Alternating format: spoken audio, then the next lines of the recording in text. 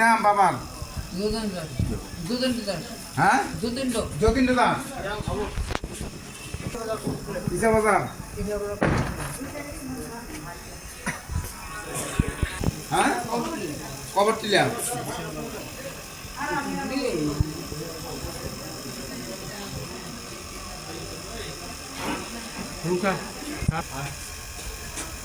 বাড়ি বয়স তোমার? নন্দা কি লাগে তোমার বাড়ি? তোমার বাড়ি এক লোকই? আমরা কি লাগে নাম্বার আছে স্মাইলের এনে একটা অ্যাক্সিডেন্ট করছে। আমরা খবর এসে আমরা গিয়া একটা বাইক অ্যাক্সিডেন্ট করছিল আর কি। আমরা দুইজন লইয়া হসপিটালে পৌঁছাই দিছি, বিশ্রামগঞ্জ হসপিটালে।